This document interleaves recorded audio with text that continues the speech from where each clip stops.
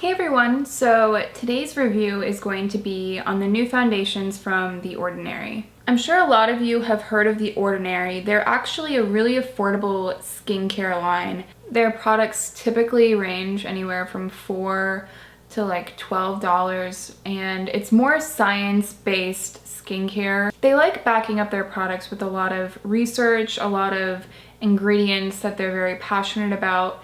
And it is a very ingredients-focused, science-focused skincare brand. My entire review of all products I've tried from The Ordinary is coming soon. It's a lot of products to try, and I don't want to give you a half-assed review of any of them. Anyway, so I got both foundations to test out for you guys. I got The Ordinary Serum Foundation and the Coverage Foundation.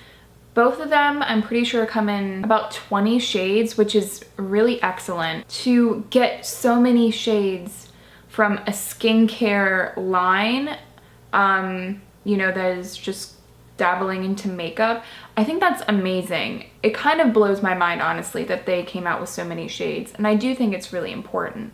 My foundations are in Fair Neutral 1.1, and they are both pretty neutral. I want to first start off with the foundation I was most excited about, which is the Serum Foundation. Anything that's really fluid and lightweight, that gives a little bit of coverage, but it's more so about really evening things out and making it a bit more fresh. I really appreciate that about Serum foundations in general. This foundation is very thin. I feel like the texture does warrant calling it a serum foundation, but in general, I feel like this foundation is solid. It's not amazing to me, but I think it's really solid, and here's why. It's very thin, it gives coverage, and I feel like people that are used to BB creams and more lotion type products will really like this for summer because it's a little thinner than a BB cream, but it still kind of gives the coverage of a BB cream. It doesn't exaggerate any dryness on my skin,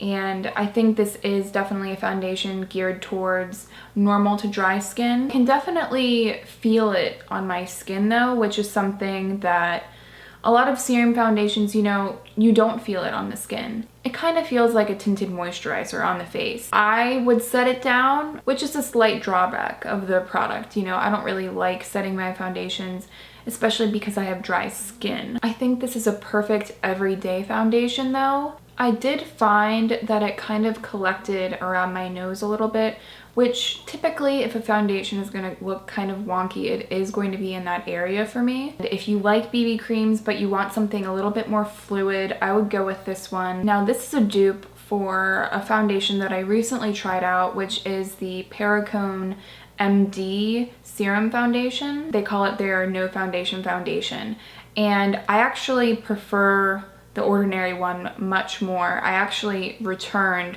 the Perricone one after I started using this one. The Perricone was a little bit too streaky. I just found that when you want something that's very no foundation, it can't be streaky. It has to become one with the skin. The Ordinary is much more blendable. There's way more shades, okay, way more shades.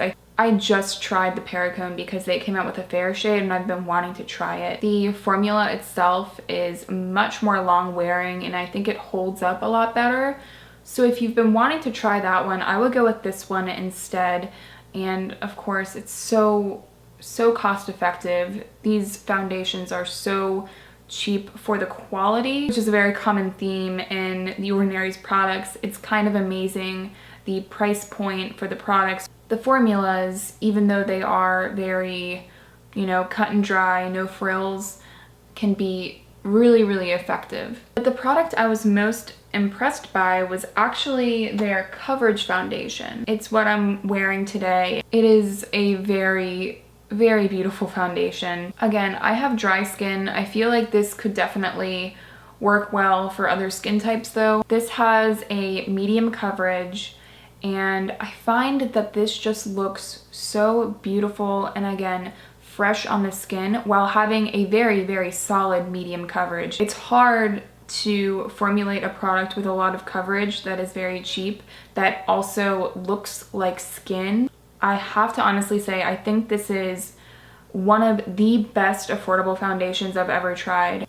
What makes it work so well is that the formula is pretty similar to the Serum foundation in that it is very lightweight. I feel like it is even more blendable than the Serum foundation, which again blows my mind. This definitely lasts a good 8 hours on my skin. Never exaggerates any textural issues on my skin, whereas the Serum foundation kind of clings in here. This one does not whatsoever. So again, it's kind of funny the way you would think a Serum foundation would work better for dry skin types. This one actually, I find the Coverage foundation works much better than the Serum for dry skin types. If you can make this work with a really good mattifying primer and a powder, I think you should. It feels, I would say, even more lightweight than the Serum foundation.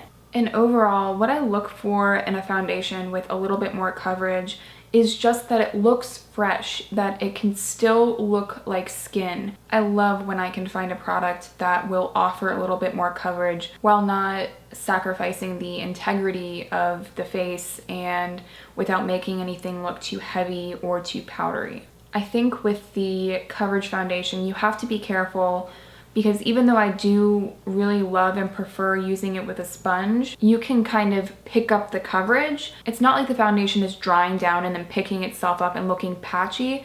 It's not really like that at all. It's just that in some areas I find, like especially on my nose, before it has set, have a good 10 minutes to work with the product, you can pick up the coverage. I think taking an extra minute with this foundation for the price and for the result is absolutely worth it. The dupe that this has replaced is the Diorskin foundation. That is also a foundation that I returned after I bought this one.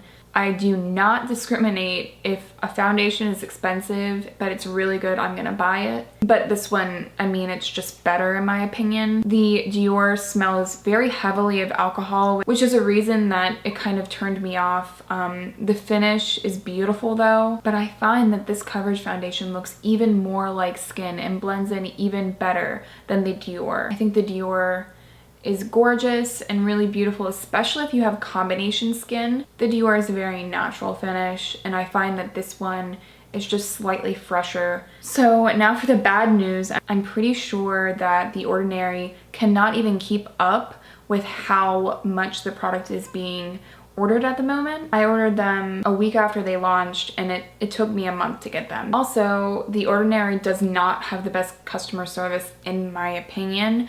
I ordered straight from the website. I reached out to them to figure out when I could expect my order, and I got like a robot response. I feel like it's just kind of a staffing issue. Granted, I do have to say that when I ordered them on the website, they said it would be a delay, about 2 weeks to ship out. It ended up being much longer than 2 weeks, but I did expect it to take a bit. You know, get on their wait list and see when more are in stock, or I would even wait until they're on Beautylish. I've ordered The Ordinary products from Beautylish.